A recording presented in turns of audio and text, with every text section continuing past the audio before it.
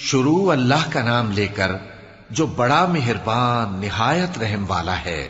ستارے کی قسم جب غائب ہونے لگے کہ تمہارے رفیق یعنی ہمارے نبی نہ رستہ بھولے ہیں نہ بھٹکے ہیں اور نہ یہ خواہش نفس سے کچھ بولتے ہیں۔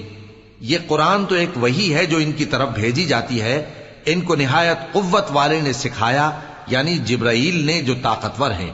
پھر وہ پوری طرح بیٹھے جبکہ وہ آسمان کے اونچے کنارے پر تھے، پھر وہ قریب ہوئے، پھر مزید نیچے آ گئے تو وہ 2 کمان کے فاصلے پر ہو گئے یا اس سے بھی کم۔